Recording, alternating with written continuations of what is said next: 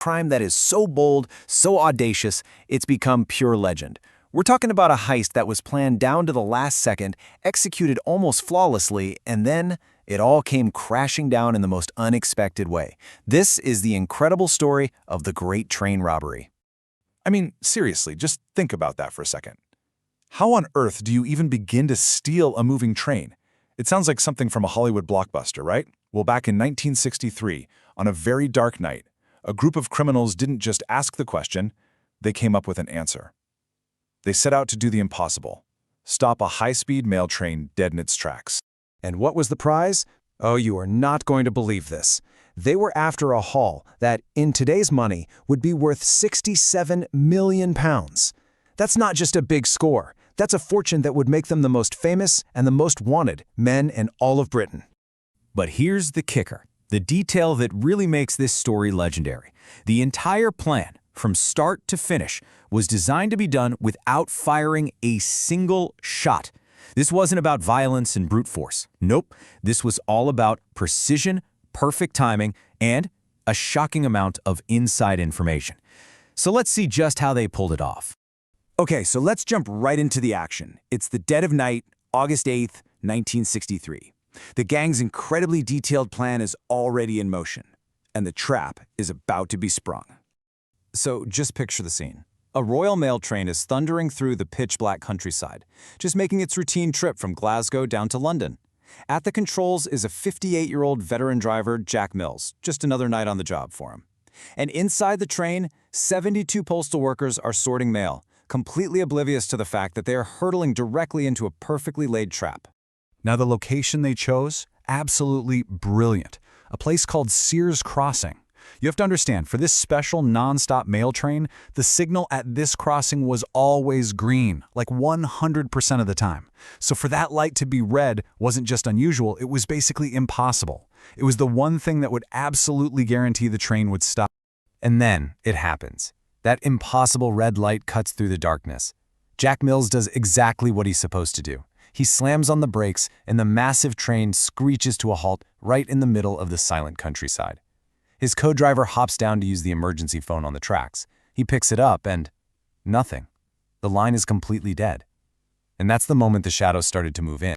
So you're probably wondering, how in the world did a gang of robbers know how to tamper with a complex railway signal and cut the specific phone lines?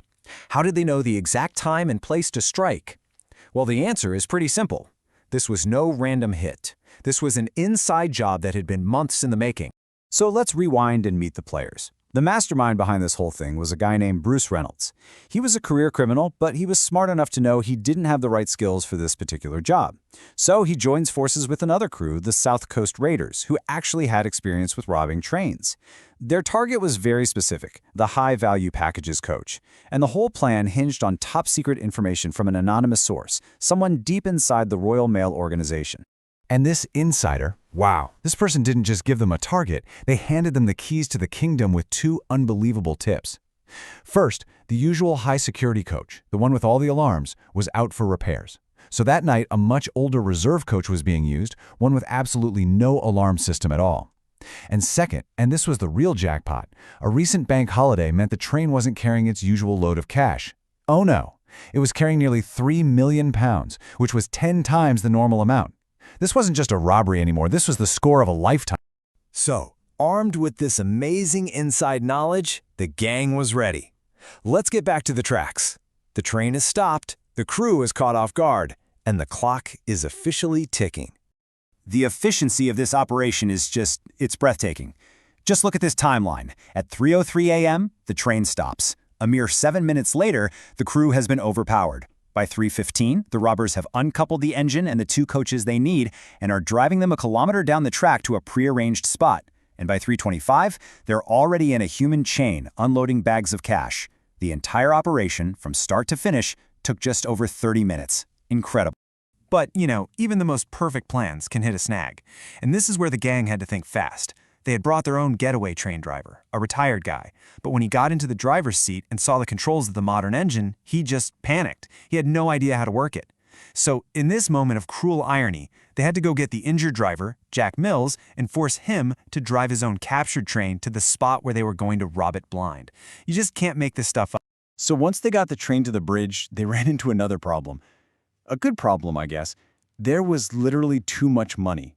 Inside that coach were 128 mail bags stuffed with cash weighing 2.5 tons.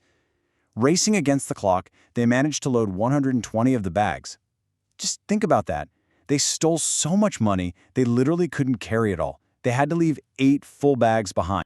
They'd done it. A near-perfect crime. They slipped away into the night with an absolute fortune, leaving the police completely baffled. But as they were celebrating back at their secret farmhouse hideout, they had no clue that a careless comment and a children's board game were about to bring their entire world crashing down. You see, as they were leaving the train, one of the robbers yelled a threat to the postal workers. "Don't move for half an hour." He probably thought he was being clever, buying them some extra time. But it turned out to be a catastrophic mistake. Why? Because that 30-minute detail gave the police a crucial starting point. It allowed them to calculate a probable search radius, about 50 kilometers from the scene of the crime. Meanwhile, just 43 kilometers away, the gang is at their hideout, Leather Slade Farm. They're celebrating, dividing up the money, and listening to police communications on a radio. And that's when they hear it. The police aren't just searching randomly anymore, they're focusing their hunt inside that 50-kilometer radius. All at once, the safe house wasn't safe anymore. Panic mode set in. Their original plan was to lay low at the farm for a few days, but that was out the window. They had to get out, and they had to get out now. So they launched into this frantic cleanup, wiping down every single thing they could have possibly touched. They were trying to erase every trace that they had ever been there. And they were so careful. They wiped down the cups, the doorknobs, the tools they used to break into the train, every angle they could think of. But in their earlier celebration, while they were relaxed and counting their millions, they had done something incredibly careless. They'd played a game. That's right. Monopoly. To pass the time, some of the robbers had played a game of Monopoly, using the actual stolen cash as play money. And in their panicked rush to get out of the farmhouse, they completely forgot to wipe it down. So when the police, tipped off by a local farmer, finally stormed the house, what did they find? The Monopoly board, covered in the one thing the gang had tried so desperately to erase, their fingerprints. For Scotland Yard, that Monopoly board was the smoking gun they needed. You see, since most of the gang already had criminal records, their fingerprints were on file. And just like that, the net started closing in with astonishing speed. The aftermath tells a pretty stark story. For the gang, those fingerprints led to quick arrests and massive 30-year prison sentences. For the driver, Jack Mills, the trauma and injuries from that night meant he could never work again, and he passed away just 7 years later. Even the location, Bridego Bridge, became infamous, and people started calling it Robber's Bridge. But take a look at that last entry. One piece of this massive puzzle was never, ever found. Think about it. The mastermind, the crew, the muscle, almost all of them were brought to justice. But the one person who made the entire crime of the century possible in the first place, that anonymous source deep inside the Royal Mail, was never identified. To this day, nobody knows who they were.